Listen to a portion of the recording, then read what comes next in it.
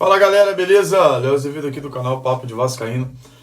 Fim de jogo em São Januário, 2-2. O Vasco hoje simplesmente entregou o resultado do empate para o Ceará. O Ceará não fez por onde, não criou jogada, não assustou o Vasco, ou o próprio Vasco assustou a si mesmo, tá?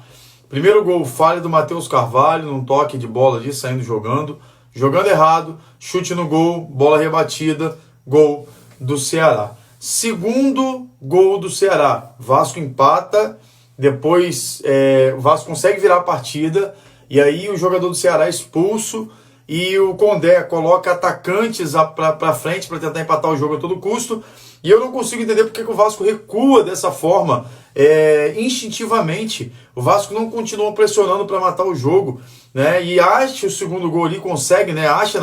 Produz o segundo gol numa bola ali do Andrés Gomes na direita. Por sinal, entrou muito bem no jogo o Andrés Gomes, cruza Carlos Cuesta também, que estava bem no jogo, faz o gol 2-1, e no final o Paulo Henrique, que era para ter rifado a bola, isso são jogadas que são jogadas de infantis, que não pode acontecer. Você não pode deixar de rifar uma bola, você não pode sair jogando para o meio da área, isso é nítido, você aprende em qualquer área do futebol, como foi no primeiro gol, né? O Vasco hoje conseguiu piorar toda a situação ali, deu 2 pontos aí, ou deixou de ganhar 2 pontos para o Ceará.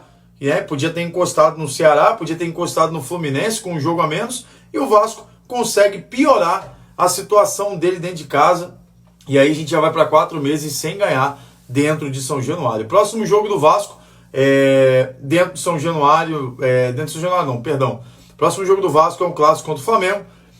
Hugo Moura vai voltar, Tietchan a gente não sabe ainda por causa do exame de imagem.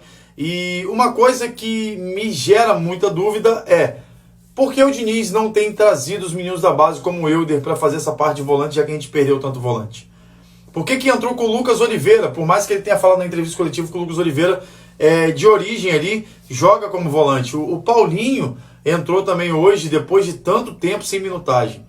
Cara, eu não acho que nem hoje foi o tanto erro do Diniz, mas sim o próprio time, que tem que ser cobrado, tem que ser chamado a atenção, que não pode acontecer falhas como essa. O Carlos Cuesta falou no pós-jogo, olha, eu tô feliz pela estreia, pelo gol, mas a gente não podia ter tomado esse gol.